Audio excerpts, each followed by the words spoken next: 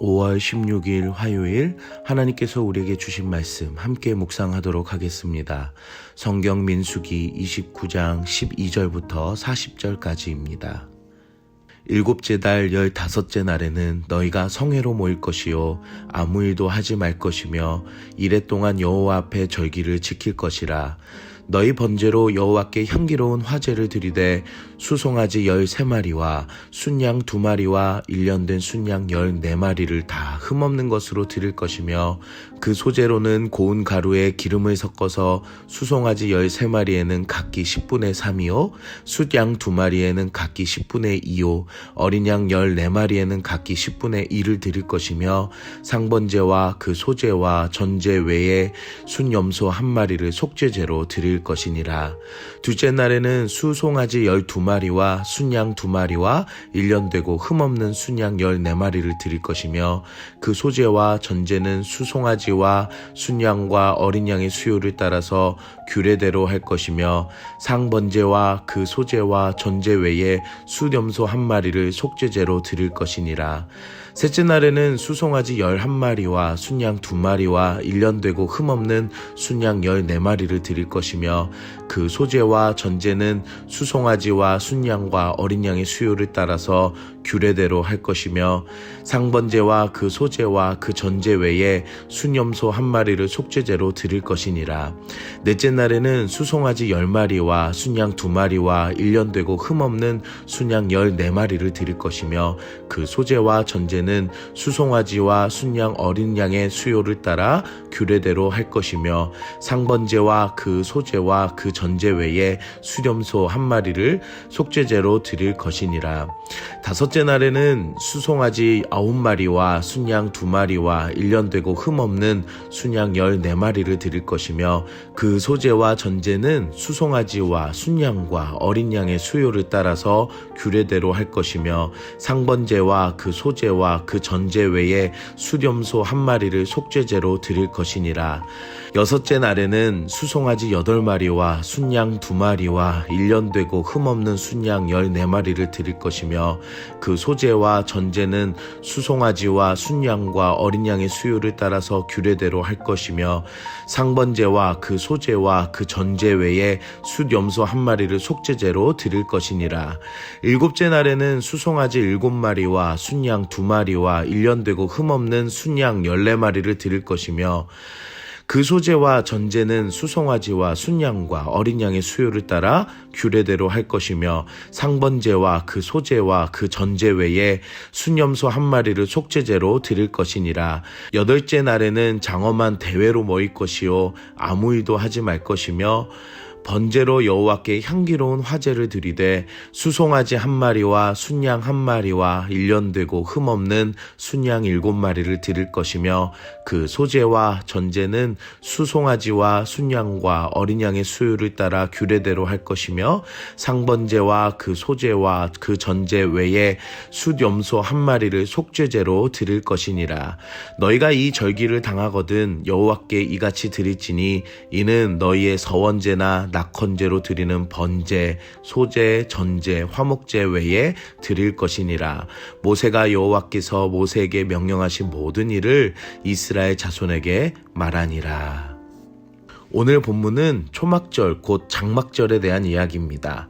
5가지 절기 중에 초막절은 마치 6월절의 마침과 동시에 무교절로 이어지는 것처럼 초막을 치며 이래 동안 일주일 동안 하나님께 1년에 가장 많은 예물을 드립니다. 이스라엘 백성들은 일주일 동안 다른 일을 하지 않고 자신들이 준비한 종려나무 가지, 무성한 나무 가지, 갯버들 가지들을 가지고 작은 초막을 예쁘게 꾸며서 그곳에서 일주일 동안 지내게 됩니다. 자신들이 애굽을 떠나 이스라엘 백성들에게 베풀어 주신 은혜와 이스라엘 사람들이 광야 생활을 하며 초막에서 지내온 것을 기념하는 것에 있습니다. 또한 초막절은 가을에 추수한 추수절기로 수장절이라고도 불렀습니다. 그래서 초막절이 되면 풍성한 제물을 드려 이 모든 것을 거두게 하신 하나님께 감사하는 감사의 예배를 드렸습니다. 어려웠던 시절에 하나님의 은혜를 잊지 않고 않고 기념하고 기억하는 것은 매우 중요합니다. 삶에 다른 어려움이 찾아올 때 나를 위해 일하시는 하나님께서 다시 일하실 것이라는 믿음이 필요하기 때문입니다. 이 모든 것을 기념하고 보내야 하는 것이 매우 힘들고 어려운 것이었을 것입니다.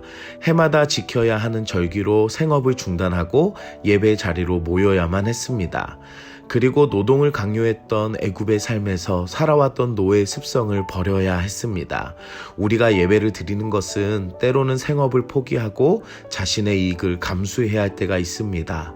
하지만 안식을 통해서 예배를 통해서 우리가 아는 것은 모든 것이 하나님의 은혜임을 몸과 마음이 재정비할 수 있는 하나님의 자녀에게는 꼭 필요한 시간이라는 것을 아셔야 합니다. 요즘 많은 신앙인들이 생업을 위해 하나님 안에 안식과 쉼을 잃어버리고 살아갑니다. 하지만 그 작은 이익이 우리의 인생을 전부 책임질 수는 없습니다. 지금까지도 앞으로도 나의 인생의 주인 되시는 하나님을 다시 찾고 기억하고 그 은혜로 살아가는 것이 너무나도 중요합니다. 이스라엘이 드렸던 모든 예배와 절기들은 선택이 아니라 의무였습니다. 그리고 그 안에는 다시 하나님을 기억하고 기념하는 은혜와 평안을 주셨습니다. 또한 그 안에는 자발적으로 드려지는 더 감사함과 더 은혜와 더 헌신의 자리를 주셨습니다. 교회에서 드려지는 주일의 예배와 절기의 예배들이 여러분들과 저의 삶에 꼭 필요한 내 주인 되신 하나님을 기억하고 기념하는 최고의 예배의 자리가 되길 기도합니다. 오늘 우리는 무엇을 적용할까요? 풍성함을 드리기 전에 하나님은 우리의 삶을 더 풍성하게 채워주셨습니다. 현재 달력에 있는 공휴일에는 모두 다 같은 쉬는 날이 아니라 각 휴일마다 의미가 담겨진 날입니다. 이와 같이 절기에는 하나님이 이 땅에 보내주신 예수님을 기억하는 깊은 의미가 담겨져 있습니다.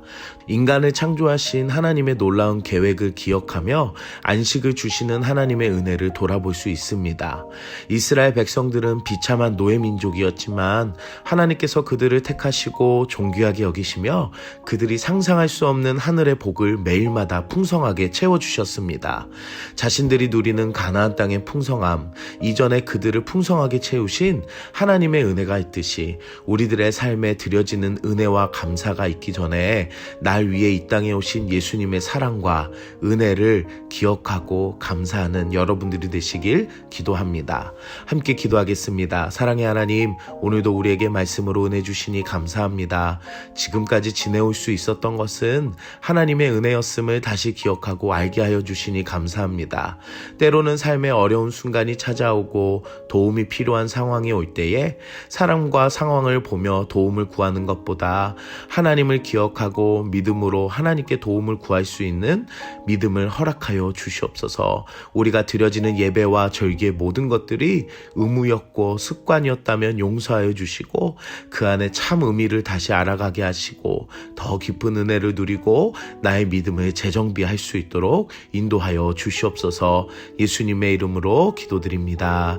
아멘.